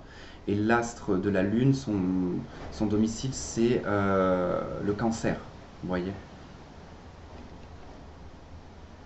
Parce qu'à proprement dit, c'est le poisson, hein, c'est le signe astrologique du poisson, hein. En plus, bon là, on peut constater dans ce jeu, bon, ils n'ont pas mis les mêmes couleurs, mais c'est trois couleurs différentes, hein, de cette condensation qui remonte, hein. On a la colère, on a le mental, on a l'émotionnel. Enfin voilà, il y a un petit peu tout ça qui se chamboule et qui remonte. Qu'est-ce que je pourrais vous dire d'autre sur la Lune? C'est les rêves aussi, hein. C'est tout ce qui est lié aux rêves, aux intuitions. Mais attention parce que c'est l'intuition mais l'illusion aussi, donc ça peut être très très mélangé, hein. Le soleil qui représente l'astre du soleil. Donc là, on est sur le luminaire, d'accord? Donc tout comme là, hein, avec la lune. Donc le soleil, c'est une carte, c'est la carte la plus positive du tarot de Marseille. C'est celle qui vient atténuer les aspects négatifs. Elle nous parle ici de beaucoup des enfants, cette carte de l'innocence, cette carte du soleil. C'est retrouver son innocence, c'est retrouver sa joie de vivre, c'est retrouver son enfant intérieur. Vous voyez, quand on a passé tout un stade de vie, hein, on lâche prise à un certain moment et on revit en fait certaines choses de l'enfance, hein. On redécouvre aussi peut-être des choses de l'enfance. Alors là, on pourrait parler des fois, voilà, d'une situation pour certains, bah, quand on arrive à la retraite, par exemple, hein, ou du moins on peut revivre, hein. C'est aussi, vous voyez, si on prend vraiment sur la toute fin, on peut être ici dans l'état où quand on est en train de vieillir, hein, qu'on sent que l'approche est proche, hein, j'ai pas envie de dire le mot, hein, mais bon, voilà, c'est l'appel après que le jugement est le monde, hein, on rejoint un autre monde. C'est le moment en fait où on retrouve, ben, je pense il y a un moment donné, quand on arrive vers la fin, il y a un gros lâcher prise parce que je pense qu'on le sent. Et je pense qu'on lâche prise sur beaucoup de choses et on retrouve cet enfant intérieur, hein. Donc c'est beaucoup ça le soleil. Mais sinon, voilà, elle va nous parler de réconciliation, elle va nous parler vraiment de nouveautés, hein. Vous voyez, on a les gouttes là qui montaient de la lune, hein, ici, hein, de la mer, quelque part, hein, et qui fait naître ici ces deux enfants, ces deux jumeaux. On peut être, hein, vraiment aussi sur des histoires, sur quelque chose de sentimental avec cette carte, hein. C'est vraiment ici de vivre une relation pleinement et vraiment sans phare.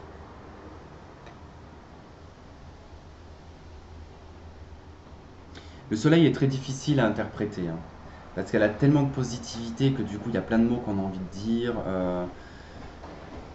C'est drôle, hein, hmm. Marrant parce que du coup j'ai l'impression de voir en fait, parce que je découvre aussi des fois des trucs comme ça me fait rire. Mais voyez, on a l'impression de voir en fait que ces enfants sont nés de cette eau, vous voyez.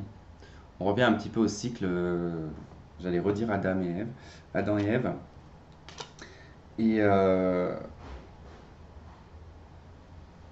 on a cette renaissance après avec le jugement.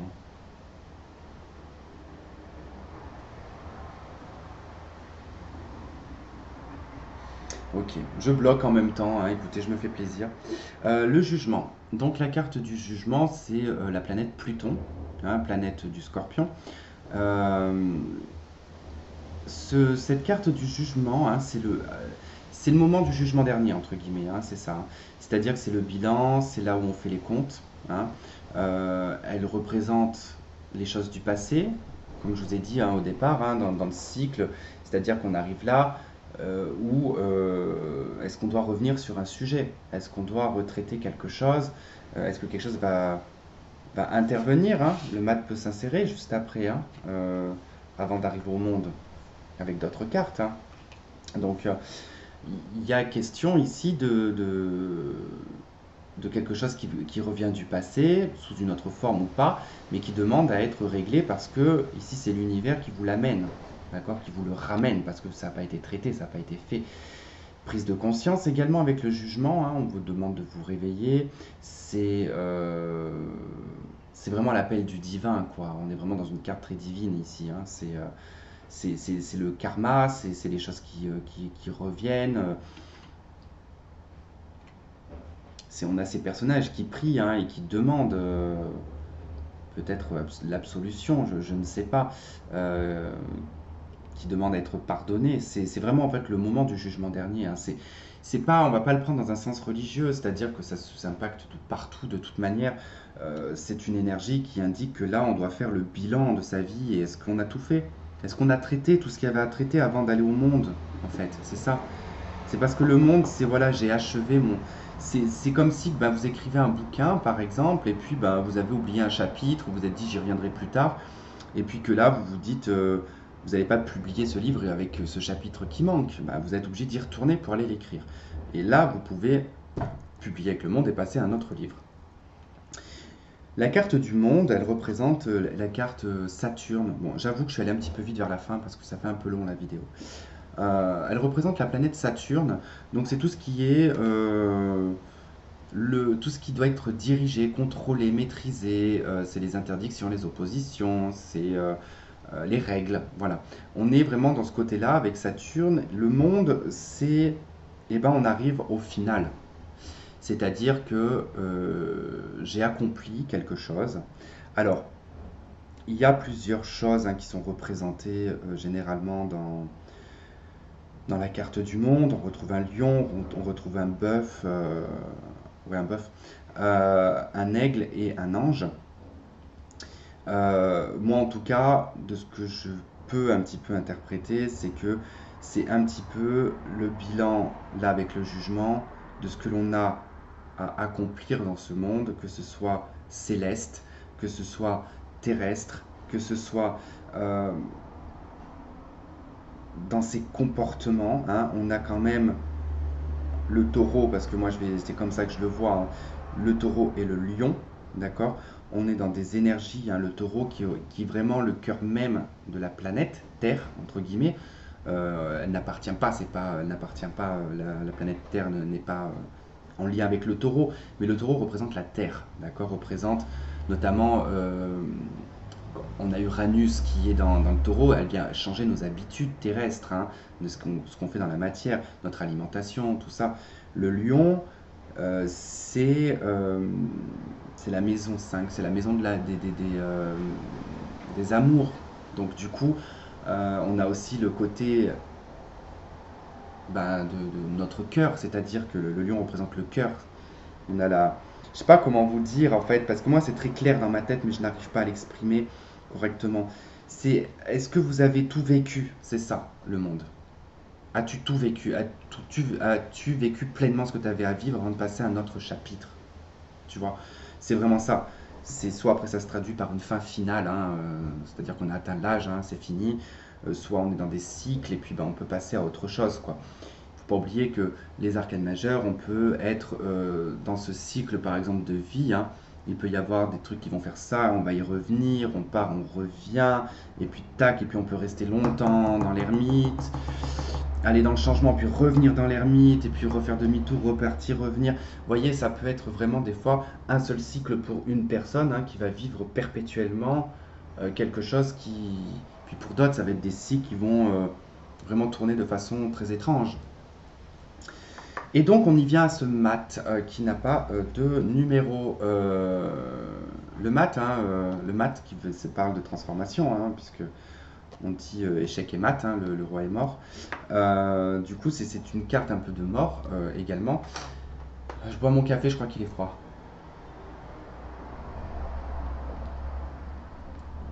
ça va, il est tiède. Le mat, comme je vous disais, voyez ce lion hein, qui peut être ce petit animal que l'on retrouve ici. Qui peut être, alors, cet animal, on ne sait pas vraiment si c'est un animal réel qui le pousse, qui lui dit fous le camp. Voilà, tu n'appartiens plus, entre guillemets, à, comment dire, au monde animal, au monde sauvage. Vous voyez, il peut y avoir aussi également le fait que on peut apercevoir, parce que là c'est un chat, si on regarde bien, on dirait un chat, là c'est un lion, il y a quand même une connotation d'évolution quand même, hein. Mais là on est vraiment sur le chat qui pousse un petit peu le côté, voilà, grandit quoi. Il y a le côté voilà, il faut que tu grandisses. Alors c'est vrai que bon, on constate qu'il appuie quand même sur le chakra racine, puisque souvent la représentation hein, avec le mat, il y a sa petite culotte là ou je sais pas quoi qui sort. Bon, si on observe bien, ça ressemble au coccyx, hein. Ça ressemble à l'os du coccyx, hein. Donc on a cet animal qui appuie en tout cas pour que ce personnage s'ancre hein, davantage. Cette carte, c'est un nouveau départ. C'est-à-dire qu'on choisit soit de tout abandonner, de prendre le strict nécessaire et de partir, ou alors on prend simplement ici quelques connaissances, quelques petits trucs qui nous appartiennent, que l'on a envie de garder avec soi, mais tout le reste on le jette, hein. C'est-à-dire que voilà, vous décidez de partir, moi je sais pas, avec votre porte-clés fétiche et une peluche, basta, on se casse. Vous voyez, c'est un petit peu, bon, c'est imagé. Ça peut être vos problèmes, hein, c'est-à-dire on en garde quelques-uns, hein, on peut garder des souvenirs aussi, mais on abandonne tout le reste. Et puis on va vraiment en toute confiance, on avance. Le mat, il regarde toujours du côté du ciel, comme si il regardait des personnes plus grandes que lui, ou qui regarde quelque chose de plus grand que lui. Ça peut être le ciel, ça peut être quelqu'un, euh, ça peut être un obstacle. Vous voyez, mais il n'en a pas peur hein, de cet obstacle, hein. Il regarde au-dessus même de cet obstacle. Il y va, il avance, hein. Donc il est source quand même de transformation, hein, il indique la transformation. Mais comme je vous ai dit, cette carte, elle s'insère. Donc elle peut s'insérer vraiment n'importe où, vous voyez. C'est-à-dire que on va prendre un petit exemple. On va faire ça avec un exemple, ça sera bien plus simple. Ça sera bien plus simple pour comprendre. Allez. Alors imaginons, on va juste voilà, laisser, on va mettre deux cartes de chaque côté. Au hasard, hein, on ne fait pas de tirage. Allez, hop. C'est pas la meilleure des combinaisons, mais bon. Ok. Bon, là par exemple, l'ermite, le soleil et l'ermite, hein, avec ce mat, hein, je vais vous le mettre dans le bon sens. Imaginons vous avez cette combinaison-là, et ben là on peut clairement parler que vous avez vécu ou vous vivez une période très positive, très chaleureuse, peut-être même trop, vous voyez, hein, il y a peut-être trop d'excès. Le soleil aussi dans son aspect négatif, parce que je ne l'ai pas dit, mais c'est l'expression voler trop près du soleil, on se brûle les ailes. C'est l'histoire aussi là avec, je ne sais plus comment il s'appelle, avec ses ailes de cire là, qui du coup a voulu dépasser et voler proche du soleil et ses ailes ont fondu. Voilà, donc il y a un peu aussi ce côté négatif, mais voilà, c'est soit on abandonne un ego, bref, mais je vous fais comme voilà une interprétation simple. On peut vivre voilà, quelque chose vraiment dans l'excès, on est super heureux, c'est les vacances, c'est trop bien, vous partez 2 mois, je ne sais pas, ou bref. Et puis là, on a le mat qui s'insère et on a l'ermite. Eh bien écoutez, j'ai envie de vous dire que c'était super les vacances, c'était bien. Mais du coup, va falloir retourner dans sa grotte. C'est ça en fait. Euh, Ça peut être, j'ai trop vécu de choses dans l'excès, trop dans la fête, trop de choses comme ça, ben, je décide d'arrêter ça et je me concentre sur moi, sur ma spiritualité. Je suis peut-être trop enthousiaste, je suis peut-être trop positif comme personne, je me fais souvent avoir, et ben je décide ici d'être dans ma quête, de comprendre pourquoi, qu'est-ce que... Donc je prends une voie d'ermite. Allez, on va faire un autre exemple.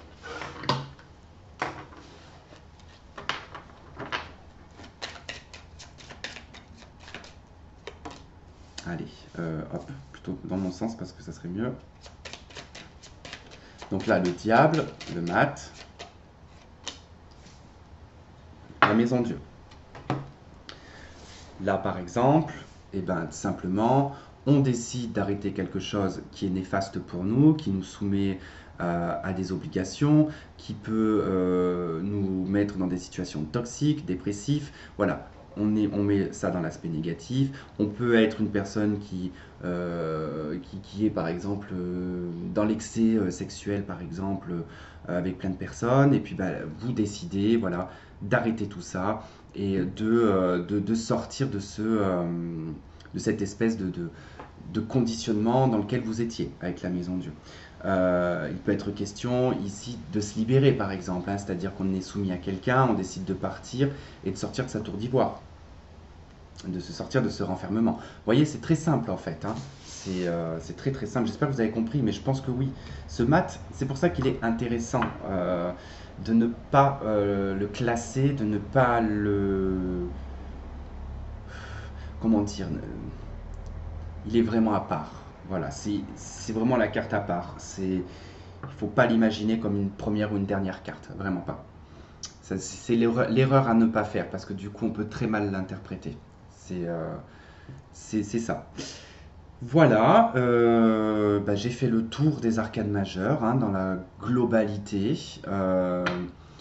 Et normalement, si vous prenez bien compte de ce que j'ai dit sur le battler, vous comprendrez peut-être... Ah mais j'ai pas tout donné, mais bon, ça vous permettrait peut-être de connaître davantage les arcanes mineurs. Voilà. Donc je vais m'arrêter là, j'espère que cette vidéo vous aura plu, qu'elle n'était pas trop longue et qu'elle vous servira. Voilà. En tout cas, j'attends vos commentaires. Je vous remercie, je vous embrasse, je vous fais plein de gros bisous et je vous dis à très vite. Bye bye.